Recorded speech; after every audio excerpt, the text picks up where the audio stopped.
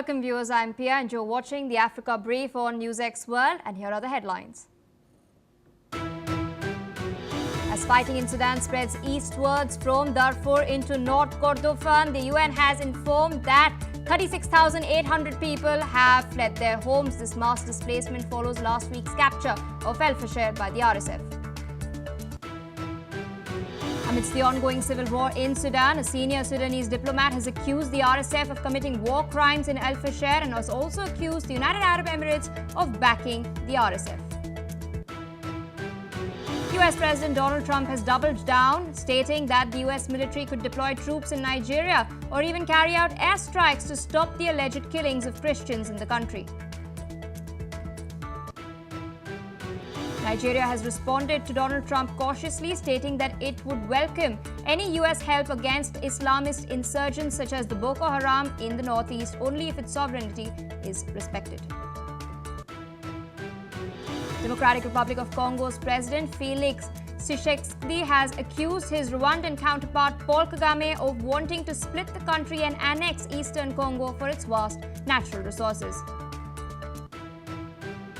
As the post-election violence from Tanzania spreads into Kenya, Kenyan politicians and activists have condemned the protests and have emphasized on the need for active leadership from the African Union. The death toll from the landslide in western Kenya has now risen to 26, with many still missing. Meanwhile, rescue efforts have reportedly been suspended temporarily due to flash floods in the region. Israel security forces have received the remains of 3 hostages from Gaza, identified as Asaf Hamami, Oz Daniel, and Omer Neutra. Israeli Prime Minister Benjamin Netanyahu's office has stated that the bodies are handed over via the Red Cross to the IDF and forensic cross-checking has been done. Well, viewers, those are the headlines and our top focus. The United Nations has stated that tens of thousands of civilians have fled their homes as fighting in Sudan spreads eastward from Darfur to North Kordofan. According to the UN's International Organization for Migration, around 36,800 people have fled 5 localities in the region located just a few hundred kilometers east of Darfur. The mass displacement follows last week's capture of El-Fasher, the Sudanese army's last major stronghold in Darfur, by the paramilitary Rapid Support Forces. The United Nations has warned of worsening humanitarian conditions as civilians flee advancing RSF units and renewed clashes with Sudan's military. Aid agencies, meanwhile, say that the latest violence risks further destabilizing the country's center and cutting off vital supply routes to Khartoum and other urban areas. In the meantime, Sudan's ambassador to Egypt, Emeleddin Mustafa Adawi, has accused the Rapid Support Forces of committing war crimes in the country's North Darfur state. The diplomat has also accused the United Arab Emirates of helping the RSF paramilitary group in the ongoing civil war. The Gulf state has denied any such claims. Adawi's remarks have followed an earlier statement by the Sudanese Prime Minister Kamil Idris, who has told the media that the RSF should be tried in international courts. The calls for action come a week after the RSF seized the capital of North Darfur, El-Fasher, after an 18-month siege resulting in thousands of reported civilian deaths. The city was the Sudanese army's last stronghold in the region. Joining us on the broadcast is Ayanuga Olugbenga. Paul is a public affairs analyst joining us from Lagos in Nigeria. Thank you so much for taking our time and speaking to us on NewsX World. At the outset, it seems that the already delicate situation and the dire humanitarian crisis is worsening. There are reports coming in from the United Nations that around 36,800 people have fled their homes, even as the fighting is spreading eastwards from Darfur into North Kordofan. What's required urgently to address these humanitarian needs? Because on one hand, we're seeing the UN put out these statistics, and on the other, we're also seeing the UN Secretary General Antonio Guterres warning against international intervention at this point. Good morning. All right. The situation in Sudan, Darfur region, requires a lot of concerted and truthful effort the issue with the government now calling RSF as war criminals or tagging them as war criminals and genocidal, and also accusing Qatar of arming up the RSF. And for that reason, they are refusing to join the negotiation that ought to have taken place or that is supposed to be taking place in um, in Qatar. Even though Qatar has denied this, but like I've said earlier, all the international players who are paper tigers, who are out protecting their own personal interest rather than truthfully protecting the interest of the people of El-Fasher and the northern Sudan generally are the major problem, because once these external sponsors who keep supplying arms and ammunition to different warring parties, once they are still in that habit, then there is nothing that can be done to stop them from, you know, to stop them and bring them to the negotiation table. So, for example, I accused the international power players like the US, French, the Chinese government of all playing different role in the regional conflict taking place there, because all of these are just battle for resources disguised as battle for patriotism or whatever disguise they call it.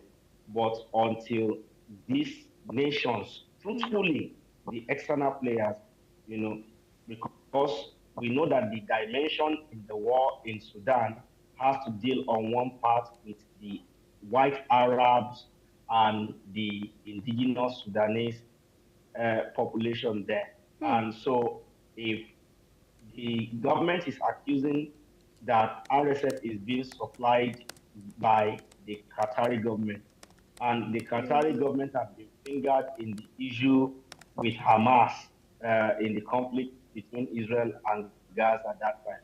I don't know how I would want to say I do not believe the government, because these are people on the ground, and even without them being on the ground or making this accusation, it's always easy. 90% of all conflicts in human history, especially in the recent time, in the last 100 years, is usually sponsored by external interests who will look for one or two internal interests and prop them up, make them look like, oh, we are trying to defend your interest. Unfortunately, by the time the situation escalates, the internal interest, though they have realized they are fully, but they could not go back because their hands are already tied.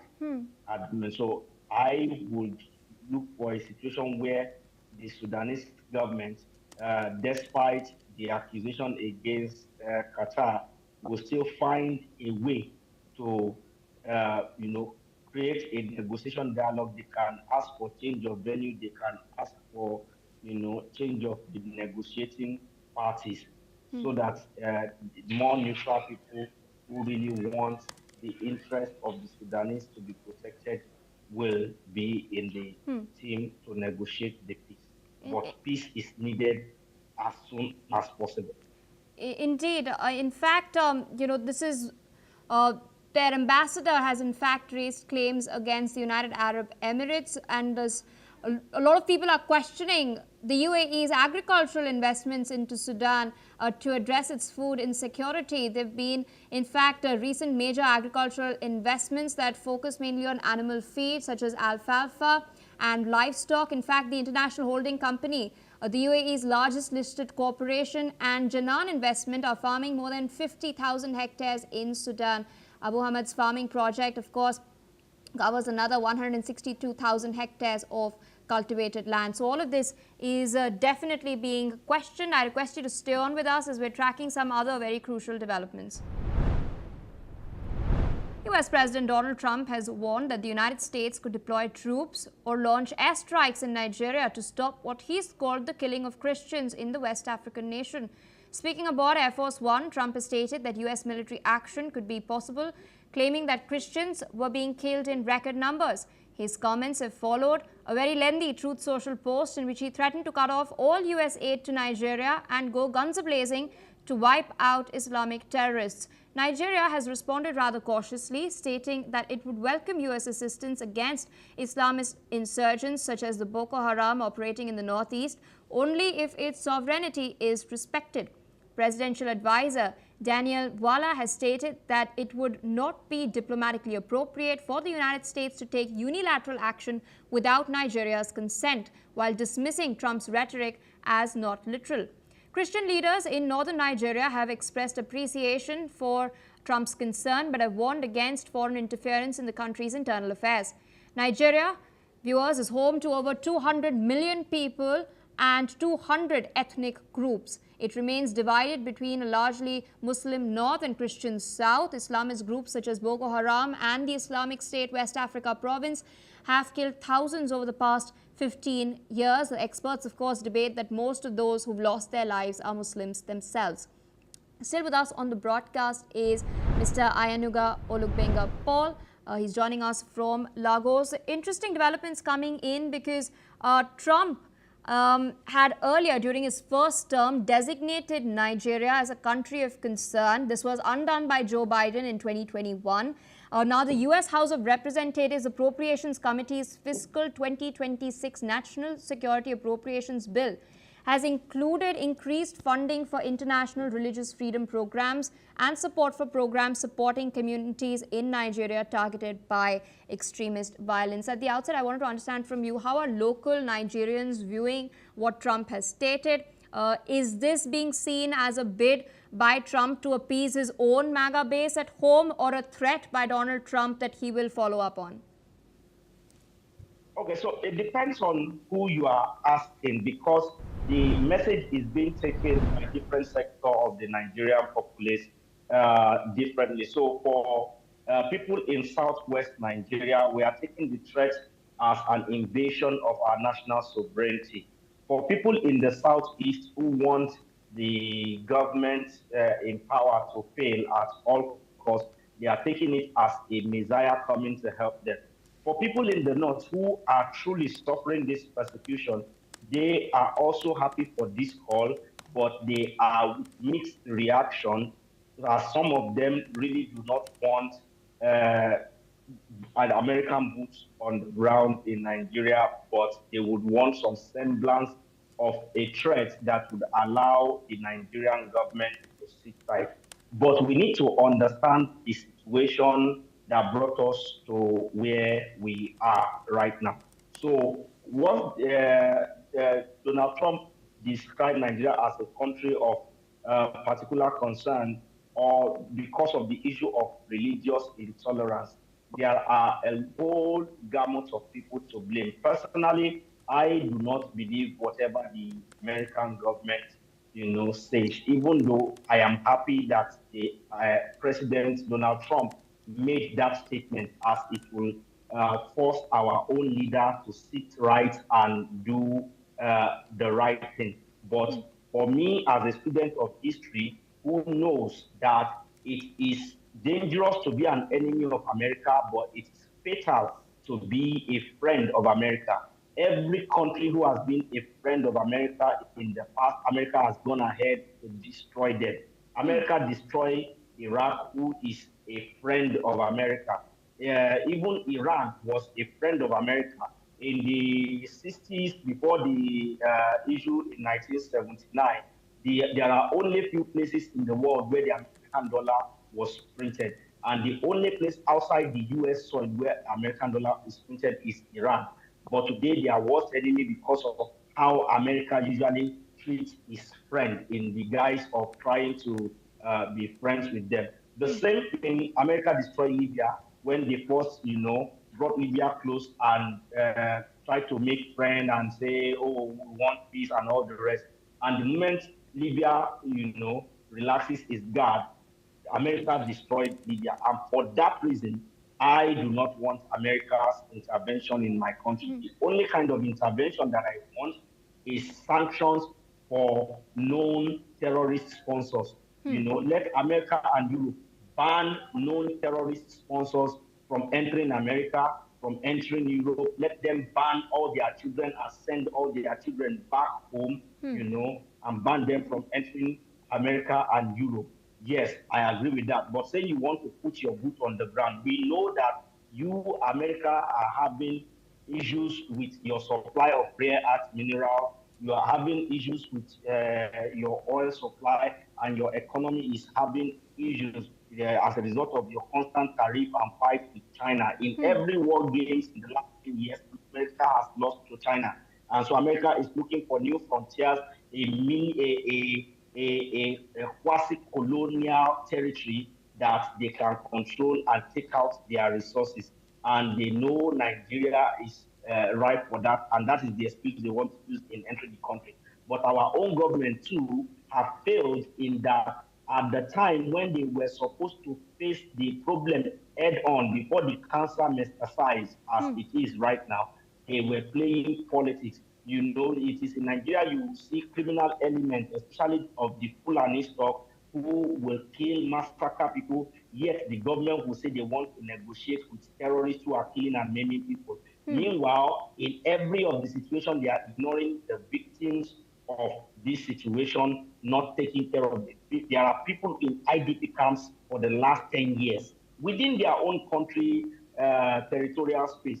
So if and the government is not doing enough, and to worsen the situation, when this present administration came into power, even though this present administration was not the one that started the issue, but when they came into power, they were how do I say it? They were complicit by appointing known terrorist apologists as Minister of Defense. The former governor of Zamfara State, Matawale, was appointed as the Minister of Defense. Even the National Security Advisors, they were all talking about negotiating with terrorists, reintegrating terrorists into the Nigerian army. No sane country in the world negotiates with terrorists. Japan doesn't negotiate with terrorists. I know India does not negotiate with terrorists. Israel does not negotiate with terrorists. Those are sane countries in the world, and you will never see any terrorist attack India and go scot-free. India will go with all its might and crush them. You will never see any terrorist attack Japan and go scot-free. You never see any terrorist attack Israel and go scot-free. So they can think about attacking other countries, but they will always think twice, think thrice, think 10 times before they attack any of the three countries and many other countries who are of the stance of no negotiation with terrorists, as I've quoted. So that is what the Nigerian government needs to do. The last thing they need to do is to allow citizens to carry weapons. You can't make your citizens sitting ducks and not allowing ordinary law-abiding citizens to have access to guns. Meanwhile, terrorists have easy access to guns. At the end of the day, before police come to help in the rescue effort, the terrorists would have committed their crime, they would have gone, and nobody is protecting this civilian. And you can't take a knife into a gunfight for person. So I believe that this call by the Trump administration is good if they only remain it at sanctions for terrorist apologists, terrorist sponsors, and even government officials who are not doing their job very well. But saying they want to put boots on the ground in Nigeria, I think they are going to meet a lot of fierce pushback. And I hope that that will not result into a bigger civil war or conflict in the nation. And that is what I know that the U.S. wants. They want the country to be destabilized so that they can be taking our resources secretly, like they continue to take oil from Libya till tomorrow. But we don't want that in our country. Indeed, sir. With that, I would like to thank you. Of course, as you pointed out, political stability, political will within Nigeria, of course, is important to ensure that it manages to stand up and address its own terror concerns internally. There have been murmurs of a coup taking place or being nearly successful recently as well, which has resulted in the change in military leadership. But of course, a US military footprint in West Africa was significantly diminished when about 1,000 troops withdrew from Niger last year. Of course, the Sahel region being in focus. With that, viewers, we're shifting focus to more news coming in. We're now learning that Congolese President Felix Tshisekedi has now accused Rwanda's Paul Kagame of seeking to annex the Eastern Democratic Republic of Congo for its vast natural resources. President Tshisekedi has now claimed that Rwanda has been supporting the M23 militia, which has seized swaths of eastern DRC since resuming armed operations in 2021 that has worsened the humanitarian crisis and the three-decade conflict in the region. While addressing members of the Congolese diaspora in Cairo, he blamed Rwanda for bellicose and hegemonic intentions in the DRC. He's also been critical of Rwanda's attitude towards the peace process. Remember earlier, DRC and Rwanda have signed a US brokered deal aimed at ending the conflict. However, efforts pushed by the United States and mediated by Qatar have yet to halt the violence on the ground in eastern DRC. The region has been torn apart by 3 decades of fighting between armed groups and ethnic militias, with foreign powers sometimes getting involved in this. With us on the broadcast is Jimmy Aina, journalist joining us from Lagos in Nigeria. Thank you so much for taking our time and speaking to us. At the outset, as I've mentioned, the DRC has been rocked by conflict, by civil war for a long period of time, insurgency as well, nearly 3 decades that was intensified in the aftermath of the influx of refugees first from Rwanda in the 1990s. The second war, which continued for quite a long period of time till well into the 2000s, till 2003 or so. But even today, there are groups such as the M23, which are tacitly backed by Rwanda. There are other groups operating in eastern DRC, which are backed by Uganda as well. In light of this very precarious situation, what are the security concerns that DRC has at the moment, and how can this be tackled?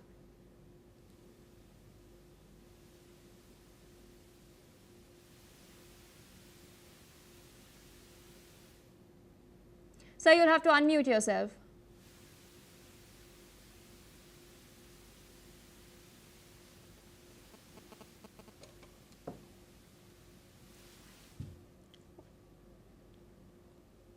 All right, there seems to be an audio issue, but we're now learning that the Congolese president, Felix Tshisekedi, has now accused Rwanda's Paul Kagame of seeking to annex the Eastern Democratic Republic of Congo for its vast natural resources. We do know that these natural resources have played a very key part in exacerbating the already delicate situation on the ground, I believe.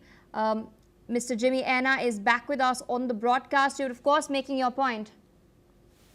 All right, sorry, apology for that audio issue.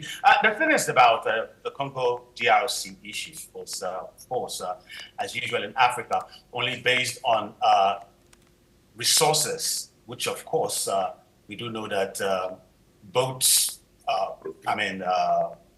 President Tshisekedi and, of course, Kagame, these are the primary reasons why this conflict has been going on for a long period of time. Yeah, Paul Kagame have denied, backing the M23 rebel group, but we do know that, from all reports from both independent media, NGOs, and of course, Western media as well, have confirmed that, the M23 is being backed and sponsored by Rwanda. The sad part of it is the fact that in that area, in Rwanda right now, they're having issues of refugees who are right now being displaced, or people being displaced in different parts of the country, especially in the north and south Kivu area, where the rebels have taken hold of or expanded as we speak. So at the end of it, at the base of all of this is resource control, and who gets a control of the likes of the gold, tin, and rest that that are very that are very important to the manufacturing of, technologies and the rest, talking about in aviation, in phone making and the rest. So very important, rare resources, and again, we have to remember that there was a peace deal that was signed in Washington between both parties, but that is really fragile. At the end of the day, we are hoping that, again, there must be an effort, a true effort in ensuring that both parties sign a peace deal and, of course, reach an accord that will allow the citizens of Congo to go about their daily businesses, daily activities without fear. As we speak, thousands have been killed, have been displaced, and at the end of the day, you still have these two factions battling it out. But the onus is on Tshisekedi to actually reach out to the M23 rebels and the leaders and find a way out of this conflict, because it's not at all favoring anybody. And of course, at the end of it, the people, the Congolese, are the ones suffering these as a result of this conflict. So really, it's a sad one going there, despite efforts by, they've had a peace deal, a ceasefire deal in Doha, they had one in Washington, and yet it still remains very fragile. But we are hoping that at one way or the other, they may have to reach an accord and put a stop to what's going on in the DRC. Indeed, sir, requesting you to stay on with us as we're tracking further updates, this time from Kenya. We're learning that Kenyan political and civil society leaders have condemned the reported killings in Tanzania following post-election unrest that has left hundreds feared dead. Now, in a joint statement in Nairobi, politicians Martha Karua, Professor Kivuta Kibwana and Kenyan Human Rights Commissioner have expressed deep concern over what they've called grave human rights violations in Tanzania. The trio has urged the international communities as well as regional bodies and the East African community to intervene and ensure accountability for the violence. They've called on Tanzanian authorities to allow independent investigations, restore communication channels and protect citizens' right to assemble peacefully. The statement follows days of deadly clashes between security forces and demonstrators in several Tanzanian cities after disputed election results sparked widespread anger and mass arrests. Listen in to comments made by these activists. Anybody who tries to legitimize what has happened in Tanzania does not wish Tanzania well, does not wish Africa well. We need to overcome the impunity that has become king in the region of East Africa and in parts of Africa. We are looking for leadership from the AU, from the sub-region. Given the human rights and current security situation in Tanzania, it is impossible to say that credible elections took place on Wednesday, October 29th, 2025. It is now day 5 of the internet blackout amidst mass killings and a fraudulent electoral process. Give voice to victims. We must allow them to say what has happened to them. And what they are saying has happened to them is that they've been shot, they've been injured, they've been killed, they've been violated. From even just the footage that we've watched here, you can see that the sites where many of them were injured looked to me, for those of you who are little familiar with Tanzania, they look like very domestic situations. They look like these were attacks that were being perpetrated in people's homes. Still with us on the broadcast is Mr. Jimmy Enna. Interestingly, the violence that we've witnessed in Tanzania was not just concentrated in Dar es Salaam, but it was spread across the country to the point where it spilled over into Kenya. There was a border town, Namanga, which also witnessed violent clashes. We've seen these Kenyan leaders practically calling the democratic exercise in Tanzania a sham. We've also seen the opposition parties, including Chadam, they were not allowed to contest the polls itself. What do you make of this entire situation, and as well as President Samia Suluhu's attempts to consolidate power further? Well, it's really disappointing what's going on in Tanzania. You know, it's the second largest economy in the East African part of the continent. And I mean, for over 60 years, Tanzania, government, democracy had remained very stable until, of course, we had the unfortunate death of the ex-president, later John Magufuli, who died before Samia took over, President Samia took over, you know. And when she came in, she really was very impressive.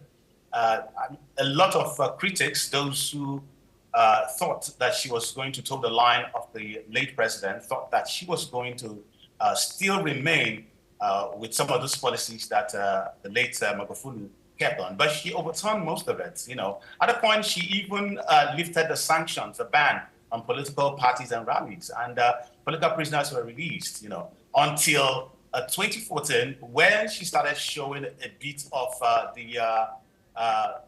what would I call it, the character that most people criticize Magufuli on, you know. She brought back some ministers that were hardliners, you know. A particular minister she brought in was someone that even the U.S. You know, placed on a watch list concerning the abuse of human rights and the rest, you know. And then this election, sometimes, you know, in Africa, that's why many of us sometimes we question what exactly is democracy in Africa, you know.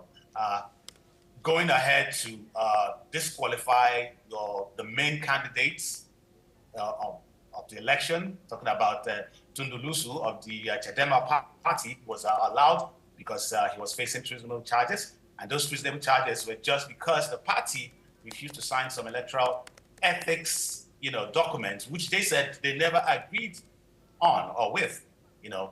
And of course, we've seen what is going on, the protests, you know. The thing is that we really don't even know, because these, some of these, the major, you know, candidates that could have contested this election against her were either, being detained or disqualified. And therefore, the results, of course, which gave her a whooping 98% of the votes is questionable. And that's why both observers and, of course, voters have protested, and we're seeing that violent protest. You know, I would, for Kenyans, of course, we do know that they share a border with Tanzania, and that apart, when it comes to trade and culture and the rest, they do that. They share a lot of things with the commonality with Tanzania. So they'll be worried. We've had about a couple of Kenyans who, you know, were killed. And of course, many weren't allowed into the country, into Tanzania, because as we know, there's restrictions in Tanzania. A lot of people don't know what's going on, except those on the ground who are witnesses and using social media to, you know, distribute videos or share videos showing what's exactly what's going on. We also do not know how many have been killed. There are conflicting numbers. Chadema has said 700. I do know that the United Nations have said something in 100 region, which we really don't know. But the fact is that people are being killed, and of course, are being harassed, being tortured in Tanzania as we speak. And it's a very sad one that she is not allowing observers to come into the country. She's not allowing, independent observers to know exactly what's going on in the country, and calling voters criminals. Of course, the action of the police has been proper in order to check the excesses of those criminals, according to what she said. So I think it's a really sad one. But attention is being brought to Tanzania, and I hope that the Western world and African Union in particular, because it looks as if the African Union right now, it's all back with no action. I think they need to do more in ensuring that countries that are part of this organization, attention is being paid to them when chaos is happening in their country. The protest is still going on, the violence is still going on. It's troubling because when one country, especially a country as important as Tanzania, is in trouble, the rest of Africa is in trouble. And we've seen a result of many of these sit-tight leaders, with military personnel, taking over, from that, we saw the one of Madagascar, where right now they have a military rule, not to talk of Mali, Niger, Burkina Faso, and it's growing, gradually. And if you look at it 10 years ago, 15 years ago, we didn't have this situation, but it's because of many of the sit-tight rulers, who just want control of power. It's sickening, and it's very concerning, I must say. And a lot of people are really disappointed in President Samia for this particular direction she's taken concerning what's going on in Tanzania. All right, so with that, I would like to thank you for taking our time sharing your perspective on these developments. With that, viewers, we're tracking more updates from Kenya. We're now learning that the death toll from a landslide in western Kenya has risen to 26 as rescue teams have recovered 4 more bodies. Interior Minister Kipchumba Murkomen has stated that 25 people remain missing and the government has intensified the search, deploying 4 military aircrafts to reach areas cut off after roads were washed away. Rescue efforts have been temporarily suspended due to flash floods from a hill in the Chesongocha area of Kenya's Rift Valley. Heavy rains continue across the country, causing widespread flooding and displacing thousands. Meanwhile, authorities are urging residents in flood and landslide-prone areas to move to safer grounds. Murkomen has also confirmed that the government will continue airlifting supplies, including sending supplies to 15 schools cut off by the floods and deliver national examination papers to candidates. Medical bills for more than 30 injured people will be covered and dozens of displaced families will be resettled. With that, viewers, it's a wrap on the Africa Brief. More news and updates on the other side. Stay tuned on NewsX World.